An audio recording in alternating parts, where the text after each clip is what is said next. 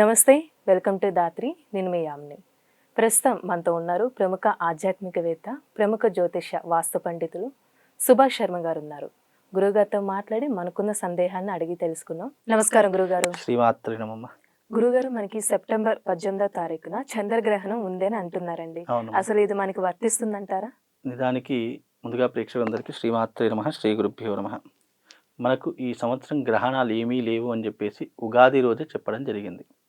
ఇక్కడ 18వ తారీఖు రోజున వచ్చేటటువంటి ఈ చంద్రగ్రహణం ఏదైతే ఉంటుందో పాక్షిక చంద్రగ్రహణము అని అంటాము.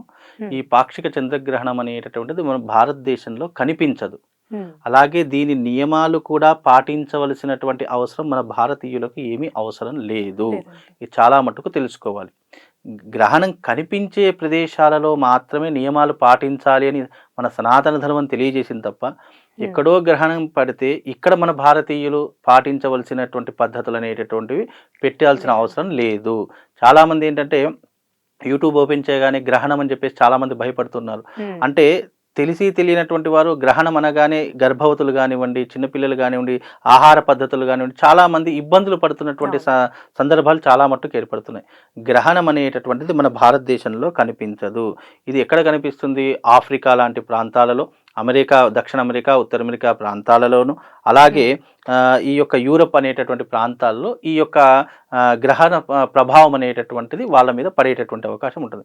కాకపోతే మన భారతదేశం యొక్క సభ్యులందరూ కూడా ఇతర దేశాలలో నివాసం ఉంటున్నారు కాబట్టి ఆ దేశాలలో ఎవరైనా మన భారతీయులు ఉన్నటువంటి వారు, ఎందుకంటే ఆ దేశంలో ఉన్నటువంటి వారు గ్రహణాలు ఏమి పాటించరు నిజానికి. కాకపోతే మన సనాతనంలో భారతీయులు ఎవరైనా ఆయా దేశాలలో ఉంటే దీని యొక్క ప్రభావం, దీని యొక్క నియమాలు పాటించాలి అని చెప్పడమే జరిగింది తప్ప ప్రత్యేకంగా ఈ గ్రహణం అనేటటువంటిది భారతదేశంలో కనిపించదు.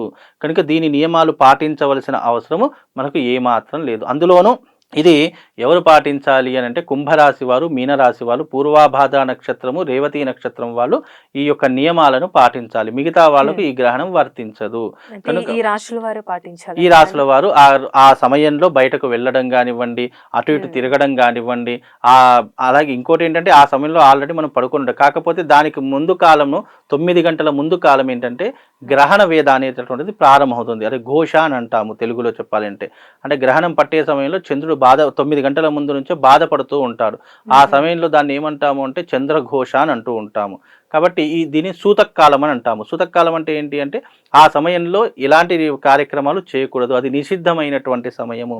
ఆ సమయంలో ఏదైనా శుభకార్యాలు కానీ ఏదైనా చేయకూడనటువంటి అసాంఘిక కార్యక్రమాలు చేస్తే కనుక దాని యొక్క ప్రభావం 10 రెట్లు పడేటటువంటిది 100 రెట్ల ప్రభావం మనిషి మీద ఎక్కువగా పడుతుంది.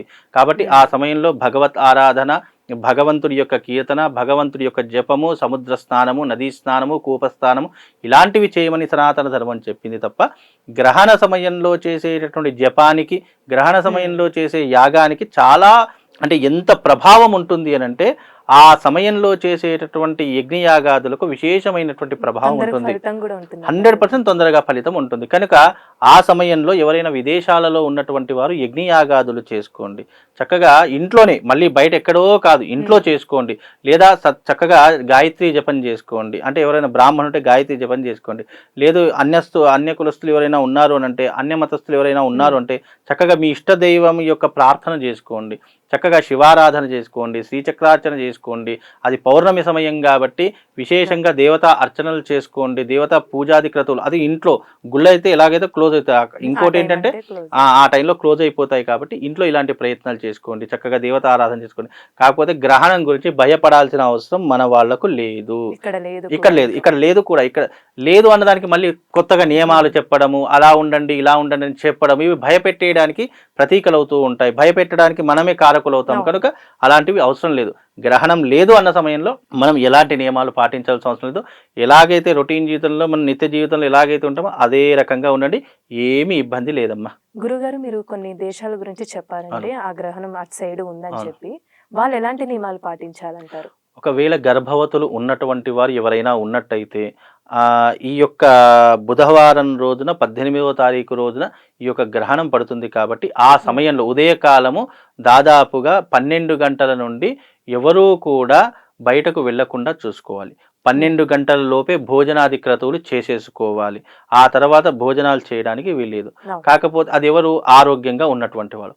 గర్భవతులు ఉంటారు, చిన్న పిల్లలు ఉంటారు, ముసలి వాళ్ళు ఉంటారు, ఏదైనా ఆరోగ్య సమస్యలతో ఉన్నటువంటి వారు, వాళ్ళకి ఎలాంటి రిస్ట్రిక్షన్స్ లేవు. చక్కగా మీరు వీలైన తొందరగా భోజనాది ముగించుకునే ప్రయత్నం చేయండి. చిన్నపిల్లలకైతే అసలు గ్రహణ నియమాలే పాటించవలసిన అవసరం లేదు. గర్భవతులు ఎవరైనా ఉన్నట్టయితే సాయంకాలము వీలైనంత వరకు 4-5 గంటల వరకు భోజనాలు చేసేసుకోండి. ఆ తర్వాత మీరు పడుకొని ఉండి ఒక దగ్గర కూర్చొని ఉండే ప్రయత్నం చేసుకోండి. ఆ దేశాల్లో ఉన్నటువంటి వారు వీలైనంత వరకు భగవద్గీత చదువుకోవడం, రామాయణం చదువుకోవడము, లేదా లలితా సహస్రనామాలు చదువుకోవడము, విష్ణు సహస్రనామాలు చదువుకోవడం, ఇలాంటి ప్రయత్నాలు చేయండి. తప్పకుండా వాళ్ళకు శుభము లాభము చేకూరుతుంది. అనవసరంగా గ్రహణం గురించి భయపెట్టేటటువంటి అంశాలు కానివ్వండి, అనవసరంగా గ్రహణం ఉంది అని అనవసరంగా దాని పేర మనం విమర్శలు చేయడం కానీ మనము చేయకూడదు, అవసరం లేదు కూడా. కనుక గ్రహణం మన భారతదేశానికి లేదు. మనం ఏ నియమాలు పాటించవలసిన అవసరం కూడా ఏమీ లేదమ్మా. చాలా చక్కగా తెలిసే గురుగారు, ధన్యవాదాలు. శ్రీమాత్రే నమః.